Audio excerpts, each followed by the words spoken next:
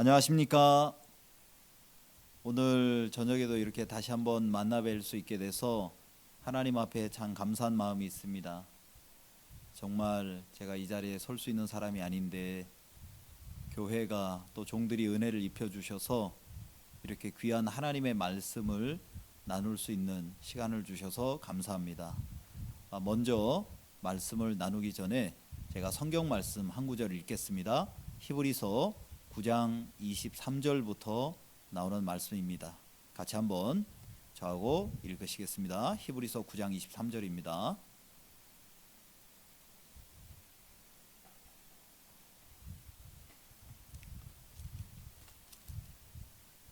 그러므로 하늘에 있는 것들의 모형은 이런 것들로서 정결케 할 필요가 있었으나 하늘에 있는 그것들은 이런 것들보다 더 좋은 제물로 할지니라. 그리스도께서는 참 것의 그림자인 손으로 만든 성소에 들어가지 아니하시고 오직 참 하늘에 들어가사 이제 우리를 위하여 하나님 앞에 나타나시고 대제사장이 해마다 다른 것의 피로써 성소에 들어가는 것 같이 자주 자기를 드리려고 아니하실지니 그리하면 그가 세상을 창조할 때부터 자주 고난을 받았어야 할 것이로되 이제 자기를 단번에 제사로 드려 죄를 없게 하시려고 세상 끝에 나타나셨느니라. 26절 말씀까지 읽었습니다. 저는 페루에서 이렇게 선교하고 있습니다. 교회로부터 보내심을 받아서 2014년부터 이제 페루에서 이렇게 선교를 하고 있는데요. 오늘 저녁에는 이렇게 아마존 강에서 또 하나님이 이렇게 복음 전하는 부분들을 통해서 잠깐 간증을 좀 드리고 싶습니다. 페루는 우리 형제자매님들 잘 아시겠지만 남아메리카 서부에 위치하고 있습니다. 수도는 리마고 총 인구가 한 3천만 명 정도 살고 있습니다. 수도에는 한 900만 명 정도 살고 있고요. 북쪽은 에콰도르, 그다음에 콜롬비아가 있고 동쪽은 브라질, 남동쪽은 볼리비아, 남쪽으로는 칠레와 국경을 하고 있습니다. 그다음에 태평양 연안을 끼고 그렇게 있습니다. 역사가 5천 년이 넘으니까요. 굉장히 이렇게 아름다운 그런 나라입니다. 또 잉카 문명이 시작한 곳이기도 하죠. 하나님께서 저희 교회 안에 약속을 주셨습니다. 목사님을 통해서 누가복음 24장 47절에 또 그의 이름으로 죄 사함을 얻게 하는 회개가 예루살렘으로부터 시작하여 모든 족속에게 전파될 것이 기록되었으니, 전 너무 하나님 앞에 참 감사한 것이 정말 우리의 모습과 상관없이 하나님이 약속을 통해 우리 가운데 일하신다는 마음이 참 들어졌습니다. 저희들이 이 약속을 따라서 이제 2018년도에 저희들이 이제 목회자 모임을 준비하고 있었습니다. 목사님께서 대륙별 목회자 모임을 좀 준비하면 좋겠다 말씀하셔서 제가 임민철 목사님께 좀 말씀을 드리고, 목사님 저희 페루에서 한번 준비하고 싶습니다. 예, 준비하세요. 그래서 형제자매님들이 같이 준비하고 있는데 임 목사님께서 전화를 주셨습니다. 얼마나 이렇게 준비합니까? 몇 명 초청하죠? 한 700명 정도 초청하고 있습니다. 예, 그러면 1000명 정도 초청하십시오. 제 마음에 순간 부담이 왔습니다. 그렇지만 하나님이 종을 통해 말씀하셨으면 이게 내 일이 아니고 종이 하시겠다는 마음이 참 들었습니다. 그래서 이제 저희들이 이제 이렇게 홍보하고 초청하다가 마우로라고 하는 목사님이 그 페루에 비행기로 한 2시간 정도 떨어진 아마존강 유역에서 목회하고 있는 분이 이제 초청을 받아서 저희 선교회 사역자하고 같이 이제 목회자 모임에 오셔서 이제 2018년 11월 달에 열린 목회자 모임에서 이분이 복음을 듣고 굉장히 마음에 기뻐하셨습니다. 왜냐하면 30년 넘게 이 아마존강 유역에서 진짜 선교하면서 헌신하고 정말 온 마음을 쏟아서 했는데 그 마음의 죄는 씻어지지 않더라는 거죠. 자, 누가 봐도 정말 성실하게, 진실하게, 헌신하면서 삶을 살았지만 마음의 죄는 씻지 못해서 굉장히 어려워하다가 2018년 11월 달에 목회자 모임에 참석해서 복음을 듣고 이분이 그렇게 기뻐하시더라고요. 목사님, 내가 이제 마음에 거듭나게 됐습니다. 이렇게 귀한 복음을 왜 아무도 내게 이야기를 해주지 않았습니까? 그래서 이제 이분이 그 아마존강 유역으로 이제 이렇게 돌아가셨어요. 돌아가서 주변에 있는 많은 친구들을 초청하기 시작했습니다. 잘 아시겠지만 많은 분들이 뭐 아마존강 하면 브라질만 생각하시는데 아마존강이 시작하는 곳이 페루입니다. 아마존강의 길이는 6,400km. 아마 잘 아실 거예요. 그래서 뭐 미시시피강, 나일강, 또 청강을 합친 그 양의 그 물의 양보다 더 많다고 하니까요. 근데 이 아마존강이 페루에서 시작하지만 어디에서 시작하냐면 안데스 산맥에서 시작합니다. 지금 보시는 이곳은 아마존강의 지류, 나나이 강입니다. 굉장히 이 지류인데도 굉장히 이렇게 넓고요. 굉장히 수려하고 아름답습니다. 지금 여기 이렇게 보시는 이 절벽 같은 곳이 바로 그 아레키파에 한 산이 있는데 그 5,597m의 설산 미스미라고 하는 산입니다. 이곳에서 이제 근원이 물의 근원이 발원을 해서 아마존강이 지류를 쭉 합쳐서 이제 대서양으로 빠져나가게 되죠. 이 마우로 목사님이 복음을 들으시고 이 아마존강 지류에 있는 마을마다 찾아다니기 시작했습니다.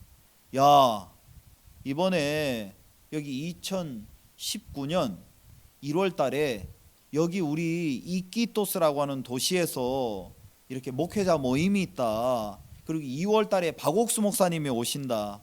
좀 친구들 같이 오면 좋겠다. 그래서 이분들이 원주민 목회자 분들을 많이 초청하셨습니다.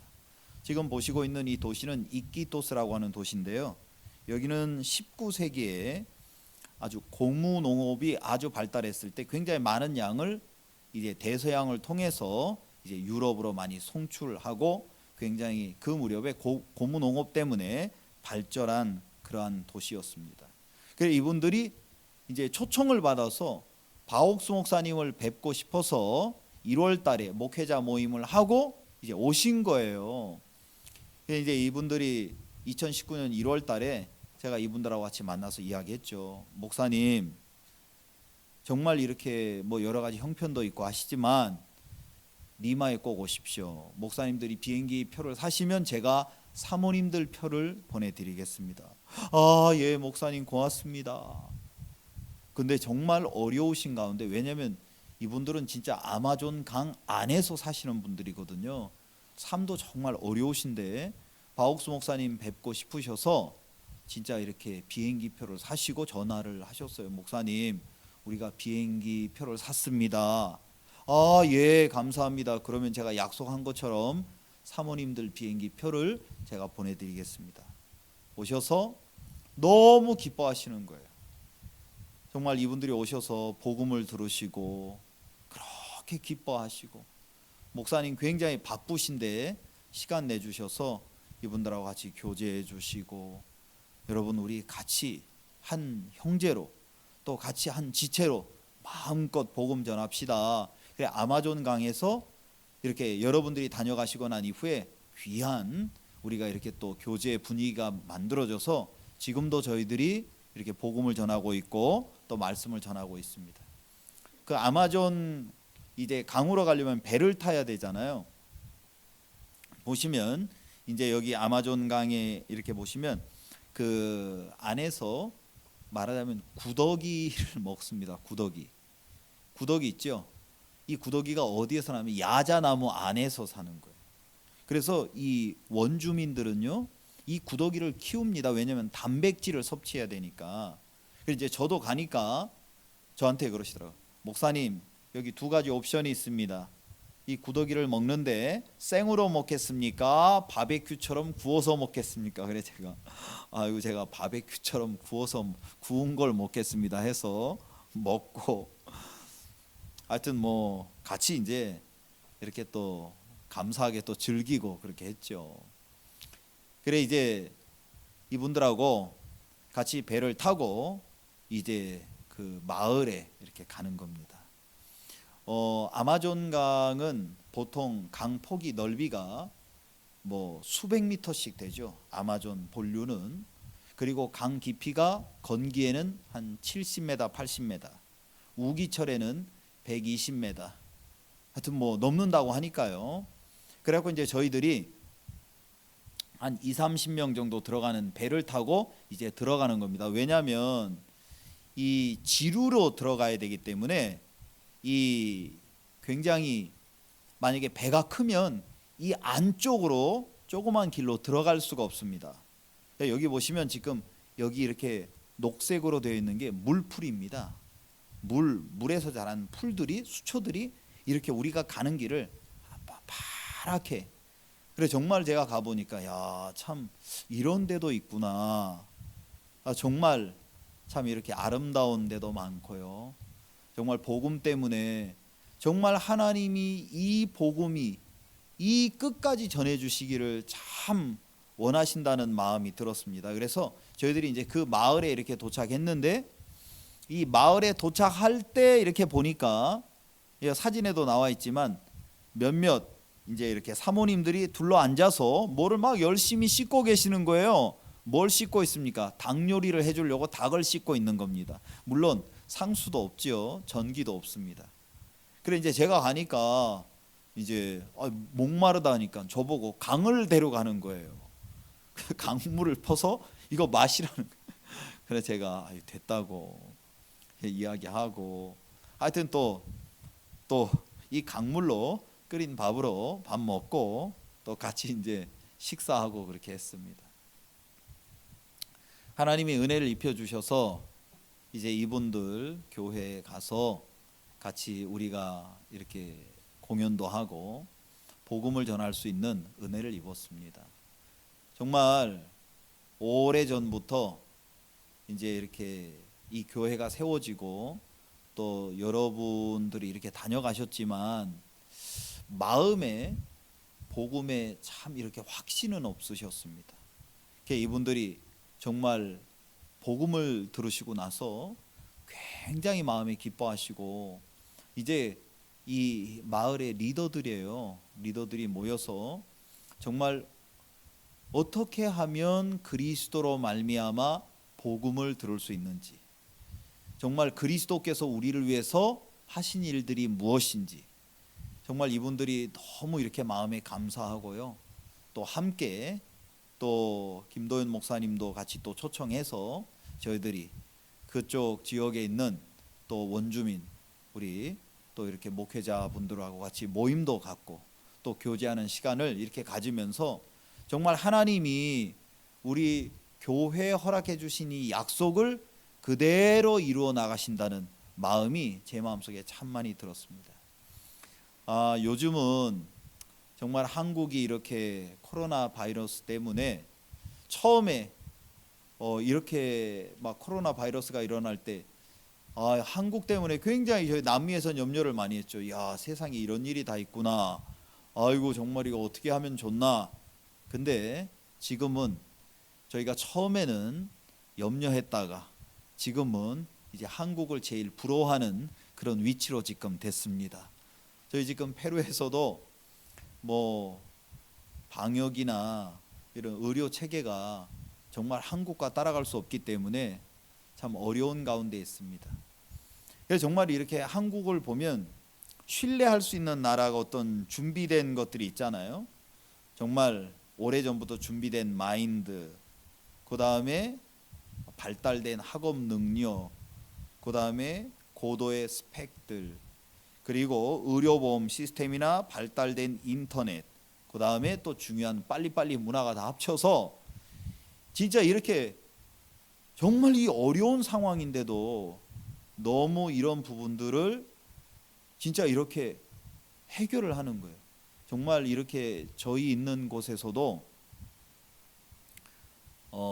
참 이런 어떤 체계들이 없거든요. 근데 한국이 정말 이러한 어떤 참 국민성이랄까요? 정말 제가 이렇게 한국에 있으면서 야 정말 놀랍다. 정말 어떤 이런 국민성, 이런 준비된 것들을 갖고 있을까? 그런 것들을 이렇게 생각해 보면서 또 이스라엘 사람들을 한번 생각해 봤습니다. 이스라엘 사람들은 이스라엘 사람들이 추구하는 또 그들만이 또 갖고 있는 국민성이 있는데 하나님의 의, 또 하나님의 경건, 또 하나님의 정결. 정말 그들이 추구하는 게 있어요. 저희들이 느끼지 못하는, 한국 사람만이 느끼고 있는 국민의 정서가 있는 것처럼 또 이스라엘 사람들만이 느끼고 있는, 그들이 추구하고 있는 게 있습니다. 하나님의 의와 거룩과 하나님 앞에서 정결이 있죠.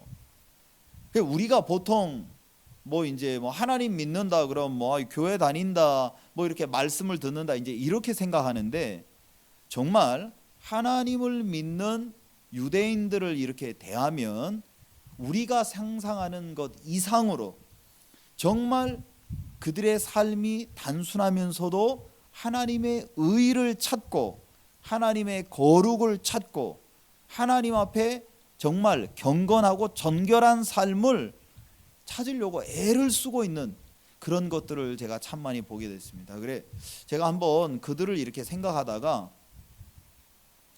이 유대교에서는 정결 의식 중에 미크바라고 하는 게 있어요. 뭐 잘 아시겠지만 이 미크바는 이제 정결의 의식 중에 하나로 이제 그 들어가서 말하자면 목욕을 하는 겁니다. 그래서 이 목욕을 하면서 그곳에서 이제 하나님 앞에 설 수 있는 준비를 하는 거죠. 레위기서 10장 10절에 보면 제사장들에게 하는 이야기가 있습니다. 그리하여야 너희가 거룩하고 속된 것을 분별하며 부정하고 정한 것을 분별하고, 레위기서에서 하나님이 제사장들에게 너희가 어떤 모습으로 서야 되는지, 거룩하고 또 분별하고 속된 것에서부터 또 부정된 것에서부터 너희가 분별되어서 내 앞에 서야 된다. 근데 이제 이들이 이 미크바라고 하는 그들의 어떤 이 의식 가운데에서 이 깨끗한 물이 솟아나는 그런 물 가운데 하나님 앞에 서기 전에 그들이 반드시 목욕을 재개하고 옷도 청결하게 나갑니다. 사실 뭐 우리는 마음속에 하나님의 의 이야기해도 뭐 하나님의 의가 있는가 보다, 하나님의 거룩, 뭐 내가 그냥 이렇게 서면 되지. 근데 진짜 이렇게 그들의 마음속에 하나님 앞에 느끼는 의, 하나님 앞에서 느끼는 거룩, 정결, 이것은요 우리가 생각하는 것 이상으로 굉장히 넓고 깊은 의미가 갖고 있습니다. 그래서 여기 보시면 지금 이 미크바를 행하는 이 정결예의 욕조예요. 그래 이제 이렇게 사람들이 들어가죠. 들어가서 정말 하나님 앞에 가기 전에 또 여기 보면 두 가지의 계단이 나뉘어져 있는데, 하나는 내려오는 계단과 올라가는 계단. 왜냐하면 서로 올라가고 내려갈 때 접촉하지 말라고. 왜냐하면 이제 정결해진 사람이 부딪히면 부정한 사람하고 부정한 자가 되기 때문에, 그래 그만큼 이 하나님 앞에 내가 어떤 정결한 모습으로 서야 될지, 정말 여기 이렇게 보시면 이제 부정한 몸을 샘물이나 우물 같은 살아있는 물에 성전에 들어가기 전에 그들이 이제 이렇게 씻고 들어갑니다. 저는 제가 이렇게 성경을 보다 보면 야 정말 하나님께서 우리에게 정말 주시고 싶어 하시는 그런 마음의 세계가 있구나, 그런 마음들이 참 많이 들어지는 거예요. 왜냐하면 진짜 이스라엘 사람들이 부정한 모습으로는 하나님 앞에 설 수 없잖아요. 그렇기 때문에 민수기 19장에 보면 하나님이 정결하게 하는 잿물을 만들어서 이 정결하는 잿물로 제사장이나 또 그 외 부정한 자들에게 뿌려서 정결함을 얻는단 말입니다. 제가 다른 나라에서 살 때 이렇게 성경 공부를 하게 됐습니다. 그러다가 한 가족이 복음을 들으셨어요. 한 가족이 복음을 들으시고 그렇게 기뻐하시는 거예요. 기뻐하시고 그러다가 한번 그 자매님이 목사님 우리 앞집에 이웃이 있는데 한번 좀 찾아가면 좋겠습니다. 같이 성경 공부 좀 해주시죠. 그래서 제 아내하고 저하고 그 자매님하고 그 집을 방문했습니다. 그래서 그 집에서 성경 공부를 했죠. 첫 번째 성경 공부가 요한복음 4장의 사마리아 여인이었습니다. 근데 이제 성경 공부를 이렇게 쭉 마쳤는데 이 부인이 막 우는 거예요. 그래서 제가 신뢰될 이야기를 안 했습니다. 막 우는 거예요. 그래 이제 다 울고 나서 저한테 그러더라고요. 목사님, 나는 이 사마리아 여자가 누군지 압니다. 제가 너무 뜻밖의 이야기죠. 처음 만났는데 누구라고 생각하십니까? 바로 제가 사마리아 여자입니다. 진짜 저는 피곤하고 지쳤습니다. 말씀을 듣고 싶습니다. 정말 하나님이 예비하신 사람이다, 그런 마음이 들었습니다. 그래서 그분하고 일주일에 한 번씩 성경 공부를 했어요. 그러다가 복음을 들었죠. 이분이 복음을 들으시고 너무너무 기뻐하시는 거예요. 복음을 들으시고 너무너무 감사하시는 거예요.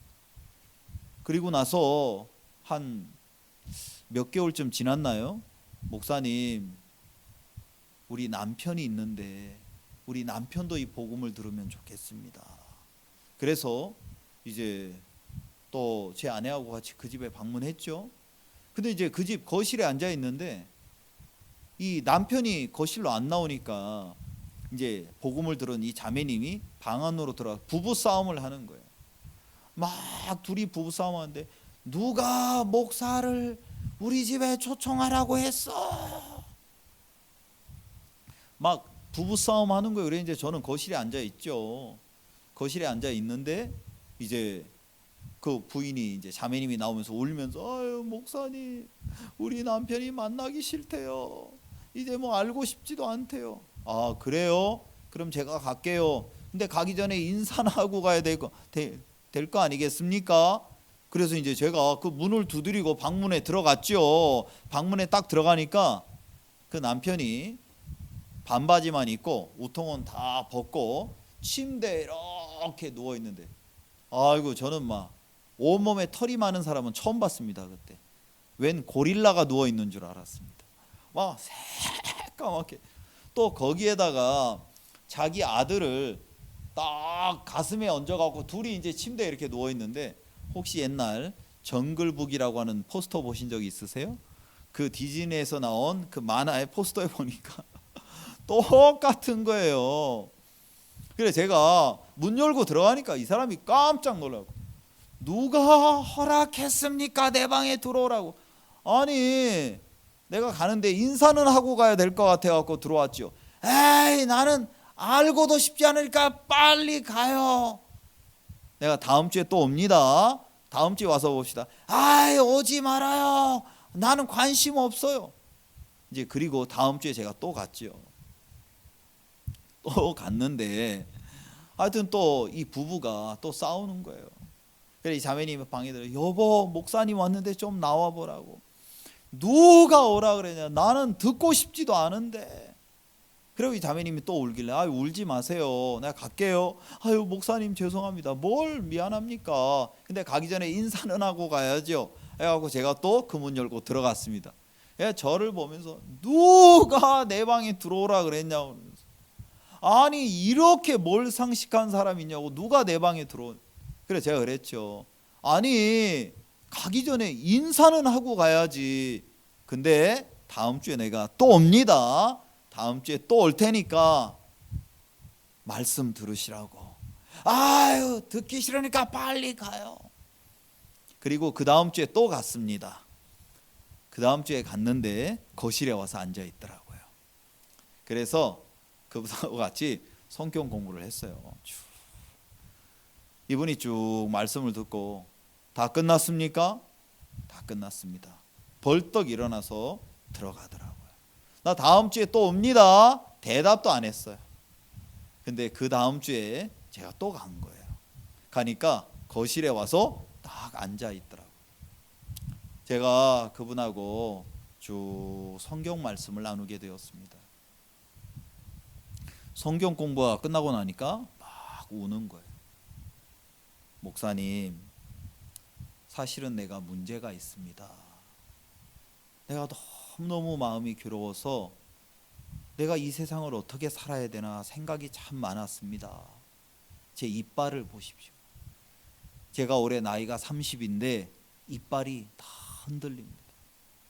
제가 마약을 한 지 15년이 됐습니다. 내가 이거 하면 안 된다는 거 알고 있습니다. 그런데 도저히 내가 여기서 벗어날 길이 없습니다. 예, 하나님은 바로 당신을 사랑하십니다. 그래서 그분하고 계속해서 성경 공부를 갖게 됐습니다. 한 번, 두 번 성경 공부를 가지면서 참 하나님께서 은혜를 입혀주셔서 말씀 앞에 자기의 모습을 비춰보면서 이분이 구원을 받으셨어요. 너무너무 감사한 거예요. 그래서 이분은요, 가슴에 털이 얼마나, 저는 털 그렇게 많은 사람 처음 봤어요. 우리는 별로 털이 없잖아요. 거의 막 양탄자를 깔은 것처럼 털이 많았었어요.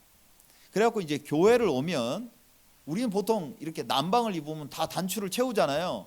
이분은 얼마나 자기 가슴의 털에 이 자부심을 느끼는지 이 와이셔츠 다 제끼고 배꼽 위에 단추만 하나 딱 걸고 이렇게 하고 교회 왔습니다. 이렇게 와갖고 예배 때 참석하는 거예요. 그리고 머리가 얼마나 긴지 머리가 허리까지 가요. 왜냐하면 이분은 그 제가 살고 있던 나라에 BMW 자동차 최고 정비공이었거든요. 참 돈 잘 벌었어요. 그래서 15일마다 이제 이렇게 주급을 받았어요. 근데 돈 받자마자 어디로 갑니까? 바로 마약하는 데 가서 밤새도록 마약하고 새벽에 마약 판매하는 사람이 아이고 당신 남편 좀 데려가세요. 그래갖고 이 아내는 구루마 끌고 진짜 행복할 거라고 생각했던 이 가정이 완전 다 무너진 거죠. 이 부인은 14살 때 임신을 했습니다. 그래서 15살 때 첫 아들을 낳았어요. 이 부인이 이야기하는 거예요. 목사님, 나는 내가 청년이었을 때 너무 정신없이 살았습니다. 너무 어려서 아이를 낳았기 때문에 이 아이의 가치를 모르고 그리고 엄마한테 주고 또 직장 다니면서 또 다른 남자 사귀어서 또 아이를 또 갖고 그리고 또 엄마한테 맡기고 또 직장 가져서 또 다른 남자 사귀어서 아이가 3명을 가졌는데 아빠가 다 다른 거예요. 그때 나이가 29살쯤 됐는데 비로소 아이고 내가 지금 이거 살고 있는 게 뭐야? 아, 내가 참 잘못 살았구나. 비로소 그게 느껴지더래요. 그래서 그때부터 정말 마음을 바꾸고 아이들 3명을 양육하면서 사는데 그렇게 삶이 어렵더래요. 그러다가 버스 정류장에서 지금 이제 전 살고 있던 남편을 만난 거예요. 그래 이 자매님은 저 사람을 만나면 저 사람이 나를 바꿔줄 거라고 생각했고 또 이 형제는 저 아가씨를 만나면 저 사람이 내게 큰 삶의 변화를 갖다 줄 거라고 큰 기대 속에서 만나고 또 같이 사귀는 시간을 갖고 같이 이제 살기 시작했는데 살다 보니까 그게 아닌 거예요. 이 남편이 너무 좋은 사람인데 마약을 해서 월급을 받으면 남는 게 아무것도 없는 거예요. 그래서 삶이 더 좋아진 게 아니라 너무 어려워진 거예요. 그래 이 부부가 구원을 받고 교회를 나옵니다. 근데 참 감사한 건 뭐냐면요. 시간이 지나니까 말씀이 이 형제님 마음에 들어가니까 이 단추가 올라가더라고요. 하나, 둘, 셋, 넷. 어느 날은 넥타이를 메고 왔어요. 우와, 예배 때 넥타이를. 아이고 목사님, 내가 진짜 말씀을 듣다 보니까 진짜 이렇게 나를 구원해 주신 예수님이 너무너무 감사합니다. 근데 어느 날 또 교회 올 때 보니까 또 이 단추가 배꼽 가까이 막 가슴도 다 열어 제끼고, 또 한 주간 동안 어려움 속에 헤맸구나. 단추의 높이를 보면 마음의 높이가 나오는 거예요. 너무 단순해요. 이 형제님은 너무 단순하고.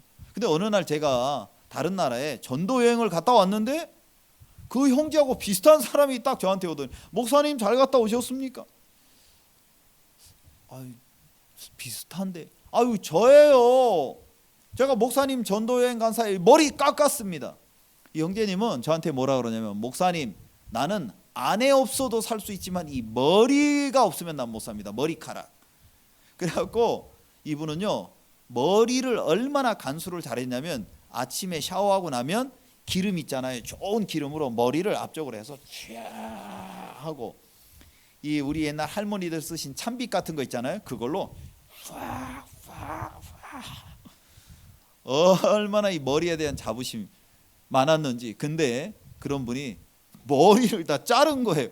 어떻게 된 거야? 목사님, 내가 30년 동안 세상에 살았는데 남은 건 멍들고 망한 것밖에 없습니다. 이제는 내가 나를 위해서 살고 싶지 않고 좀 복음을 위해서 살고 싶습니다. 그래요? 감사합니다. 이분들이 성교학교에 오셔서 훈련을 받으시고 또 복음을 또 전하면서 살게 되었습니다. 저는 제가 참 그분들의 삶을 이렇게 생각해 보면서 예수님의 보혈이 얼마나 그들의 삶을 능력 있게 바꾸어 주시는지, 정말 하나님의 말씀이 그 마약에서부터, 정말 누구도 끊을 수 없는 문제에서부터 참 자유케 하시고 새로운 삶을 주시고 바꿔 주신다는 것을 정말 보게 됐습니다.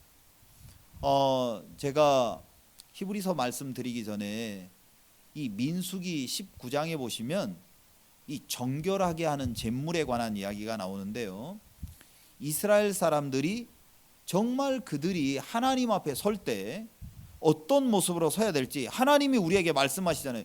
네가 내 앞에 설 때 어떤 모습으로 서야 된다. 그냥 하나님 섬기는 건 무슨 우상을 섬기는 게 아니잖아요. 살아계신 하나님을 섬기니까 성경은 하나님의 마음을 적은 글이란 말, 매뉴얼이란 말입니다. 인간이 살아계신 하나님 앞에 설 때 어떤 모습으로 서야 될지.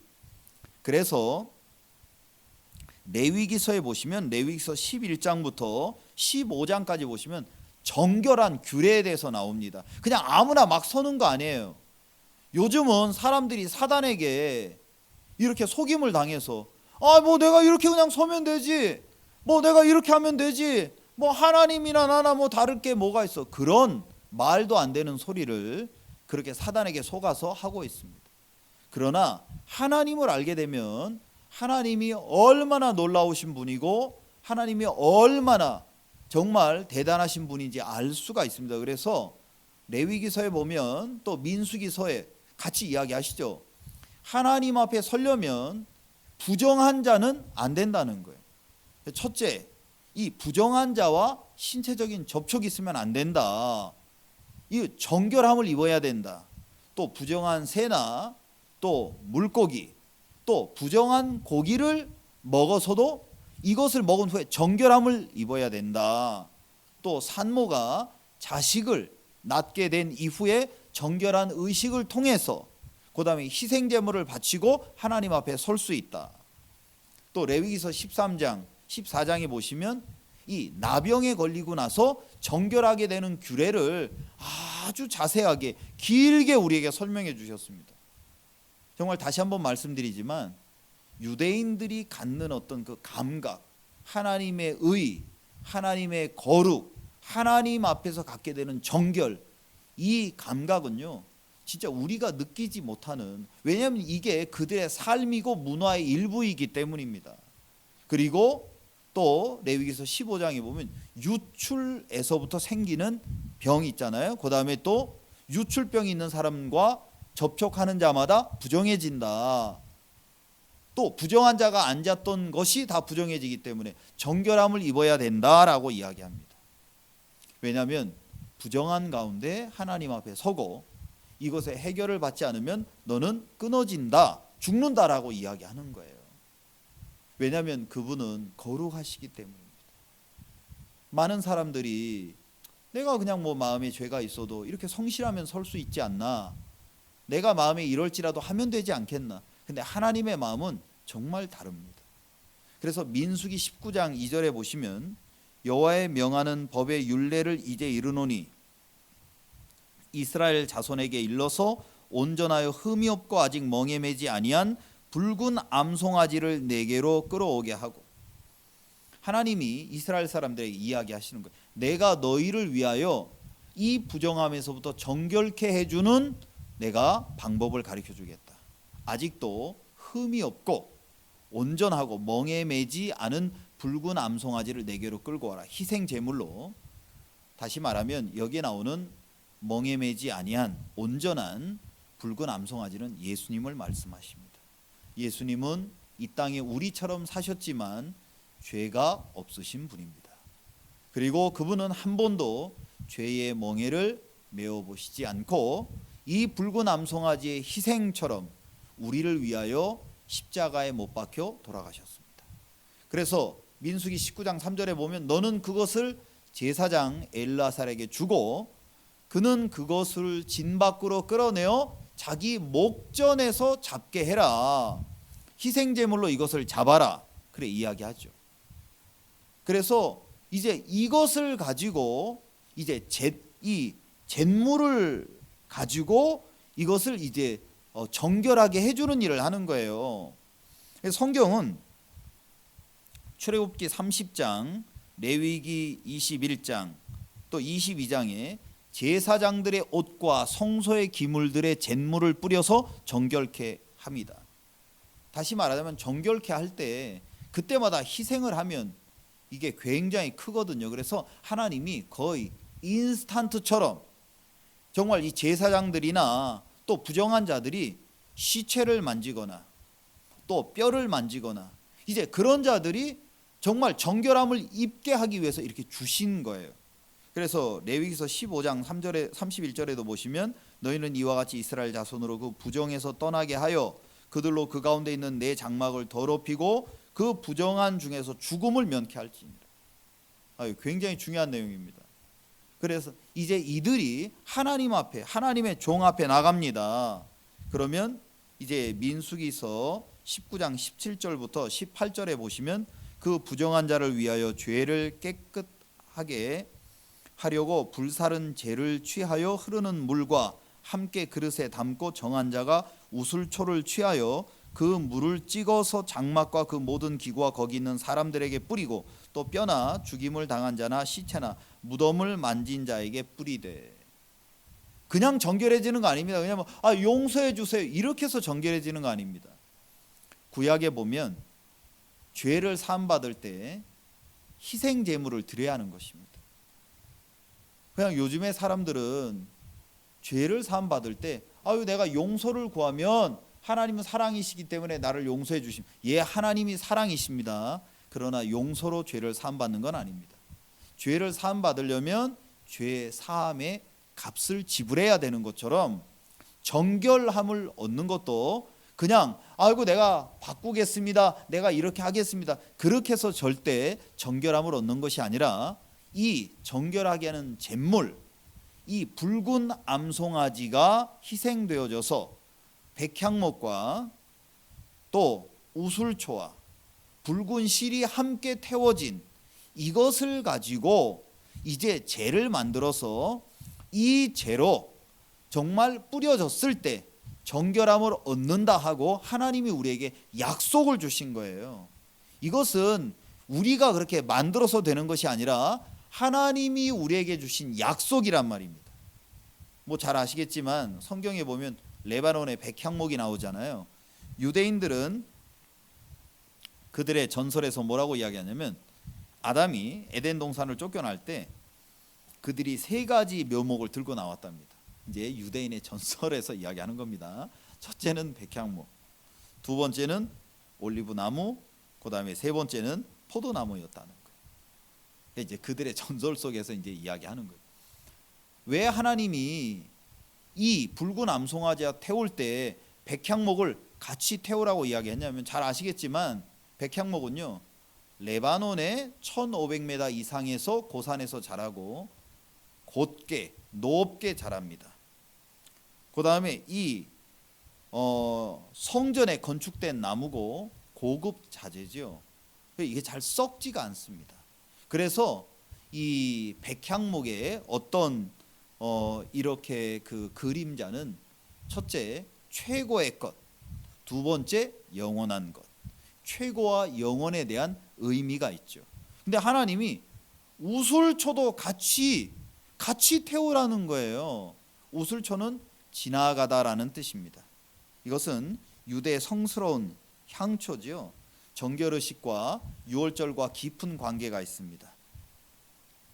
잘 아시겠지만 시편 51편 7절에 보면 다윗 왕이 우슬초로 나를 정결케 하소서, 내가 정하리이다. 나를 씻기소서, 내가 눈보다 희리이다. 그의 마음에 있잖아요. 이 부정한 자에게 정말 이 붉은 송아지의 이 잿물로 나를 정결케 하소서. 우슬초로 나를 정결. 왜냐하면 그들이 이렇게 정결케 할 때 이 정결케 하는 잿물을 우슬초로 찍어서 이렇게 뿌린단 말입니다. 이 우슬초는요 열왕기상 4장 33절에 보면 저가 또 초목을 논하되 레바논 백향목으로부터 다매나는 우슬초까지 하고 그런 말을 했습니다.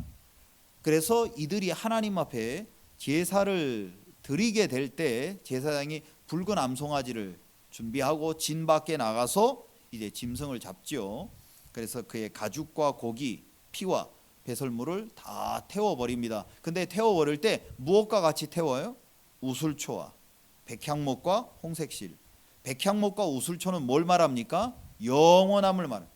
처음과 끝, 최고부터 맨 마지막. 그리고 이 홍색실은요 우리가 잘 아시는 이 연지벌레라고 아십니까? 그 연지벌레들이 희생하면서 그 희생물로 탄생한 결과입니다. 물론 이것도 정말 이 희생으로 말미암아 얻게 된 우리의 구원을 말하죠. 잘 아시겠지만 우리가 색소가 잉크 있잖아요. 잉크가 공업용 잉크도 있지만 먹는 잉크도 있잖아요. 우리 모르는 사이에 먹는 잉크가 얼마나 많습니까?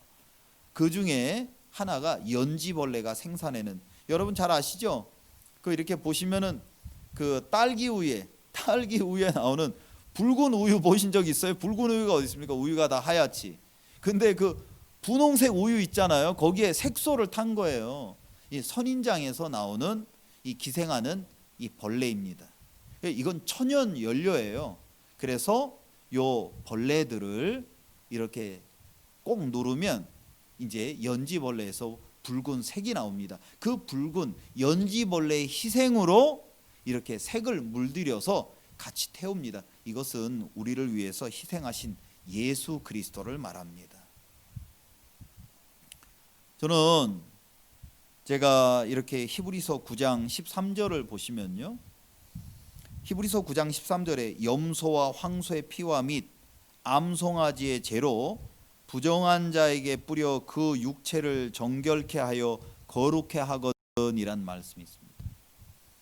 요 며칠 동안 히브리서를 통해서 우리가 이렇게 말씀을 나눌 수 있어서 하나님 앞에 참 감사합니다. 히브리서에서는 예수 그리스도, 우리의 대제사장 되신 예수 그리스도를 이야기하고 계십니다. 주님은 정말 대제사장이셨습니다.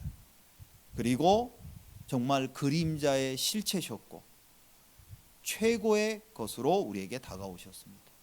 근데 히브리서 9장 13절에 성령께서 이제 그리스도를 영접한 유대교회에 있었던 사람들에게 설명을 해주시는 거예요. 우리가 전에는 염소와 황소의 피와 및 암송아지의 재로 부정한 자에게 뿌려 그 육체를 정결케 했다, 거룩하게 했다. 우리는 사실 이 이야기를 들어도 아유 그런가 보다 이제 그렇게 느껴지지. 정말 그들이 느끼는 것처럼 그렇지요. 우리가 이렇게 생각나십니까? 제가 어렸을 때 12월 달이 되면 이제 밤에 그런 소리가 들렸어요. 찹쌀떡. 이제 밤에 있으면 12월 달에, 그죠? 찹쌀떡. 밤 9시, 10시 이제 동네마다 이렇게 다니면서, 그럼 이제 겨울에 우리는 뭘 먹습니까?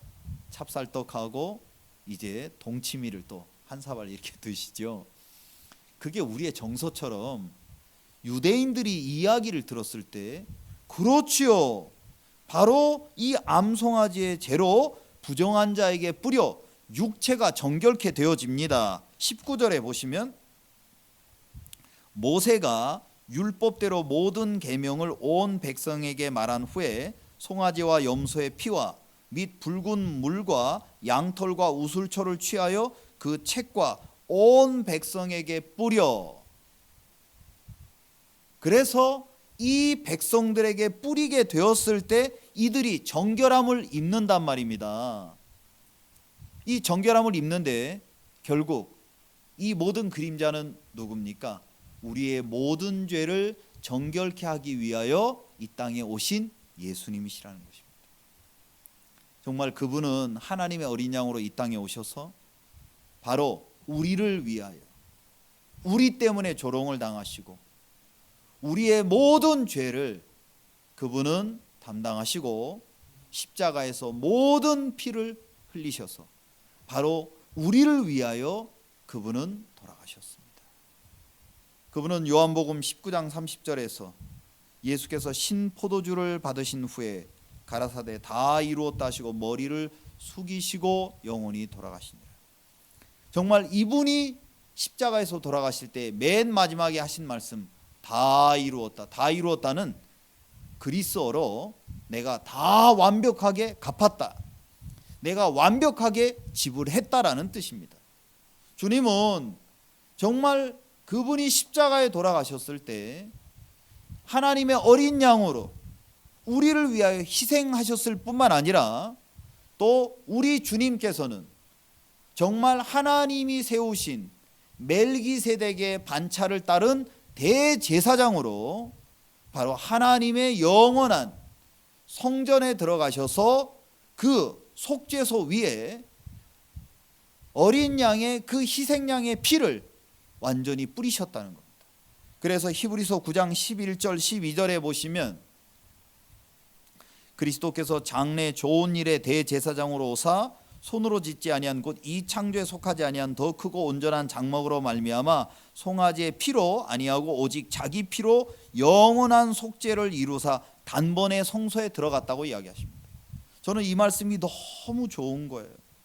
여기에 보시면 대제사장으로 오사 손으로 짓지 아니한 곧 이 창조에 속하지 아니한, 손으로 지은 창조에 속한 구약의 제사법에 속해 있었을 때는 그들이 송아지의 피로, 그들이 희생제물로 드려도 마음의 죄의 문제를 해결할 수 없었는데 예수님께서 이 땅에 오셔서 정말 우리의 대제사장이 되셔서 이 하나님의 어린 양의 피를, 이 피를 가지고 하나님의 속죄소에 가셔서 이분이 그 피를 뿌리게 되었을 때 성경은 우리에게 뭐라고 말합니까? 그리스도께서는 참것의 그림자인 손으로 만든 성소에 들어가지 아니하시고 오직 참 하늘에 들어가사 이제 우리를 위하여 하나님 앞에 나타나셨다는 겁니다. 바로 대제사장으로 하나님께서 예비하신 성소에 들어가셔서 그분 앞에 나타나셔서 구약처럼 자주 그렇게 제사를 드리지 아니하시고 히브리서 9장 26절에 그리하면 그가 세상을 창조할 때부터 자주 고난을 받았어야 할 것이로되 이제 자기를 단번에 제사로 드려 죄를 없게 하시려고 세상 끝에 나타나셨느니. 저는 이 말씀이 너무 좋은 거예요. 단번에 세상 끝에 나타나셨구나. 우리들은 시간의 세계 속 안에 갇혀서 삽니다. 사람들은요, 육체가 있기 때문에 이 육체 안에서 갇혀서 사는 거예요.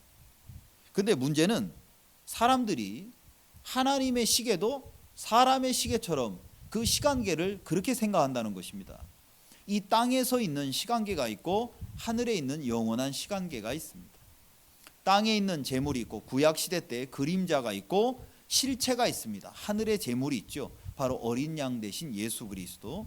이 땅에 범한 죄가 있고 또 사함을 받은 어떤 일시적인 죄 사함이 있다면 하늘에 영원한 우리의 죄를 사함해 주신 하나님이 계십니다. 저는 제가 많은 분들하고 만나서 이런 이야기를 종종 드립니다. 여기에 보시면 차원에 관한 얘기가 있는데, 우리가 하나님의 세계를 좀 이렇게 보시려면 이 차원의 세계를 이해하시면 좋습니다. 우리가 1차원이라고 하면 하나의 선을 생각하시면 됩니다. 1차원이라고 하는 것은 이게 점들의 계속 이어진 것입니다.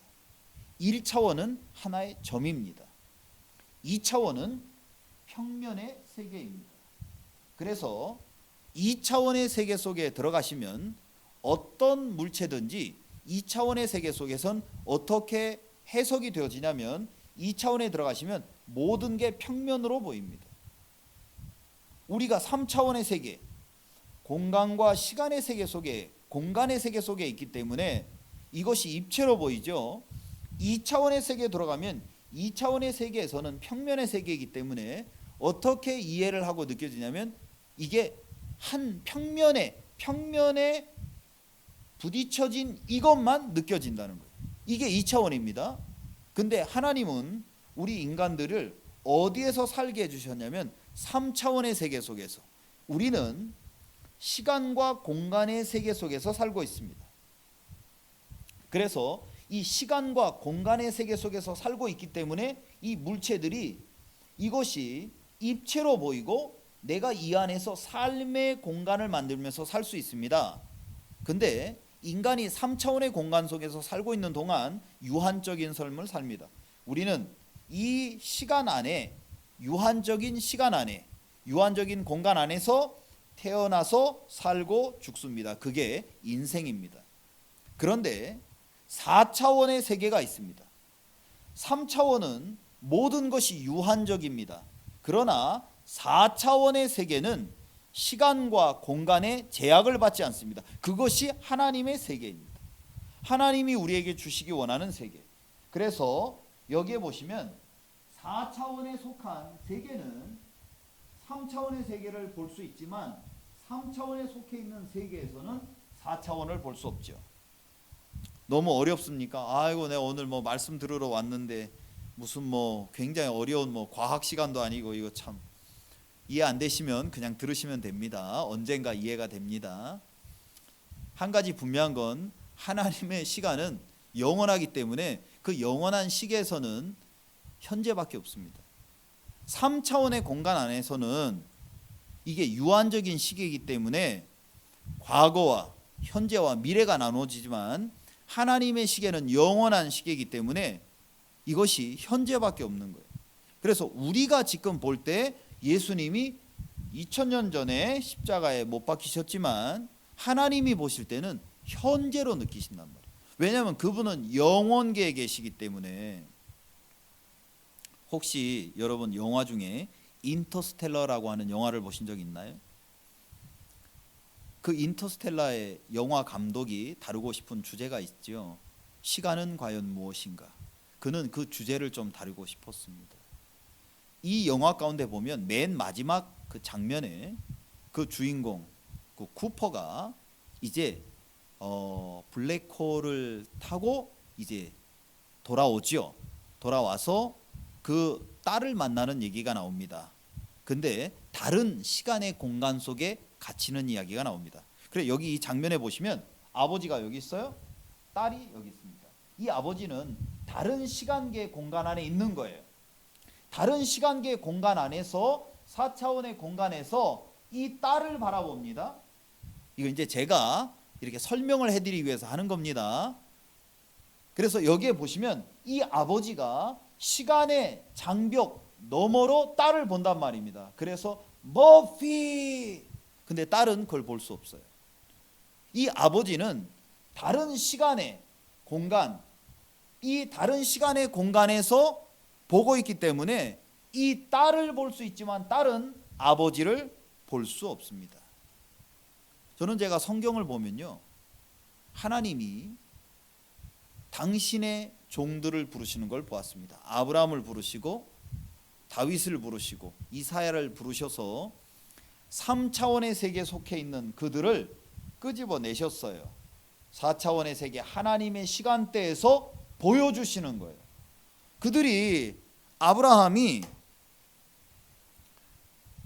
3차원의 세계 속에, 유한적인 시간과 공간의 세계 속에 있었을 때 아브라함은 결코 하나님의 세계를 볼 수 없었습니다. 그래서 하나님이 그들에게 주신 게 뭡니까? 계시라는 것입니다. 계시라는 건 커튼을 열어 젖힌다. 하나님이 그들에게, 아브라함, 내가 너에게 내가 준비한 세계를 보여줄게, 이리 와봐. 그래서 하나님이 아브라함을 끄집어내신 거예요.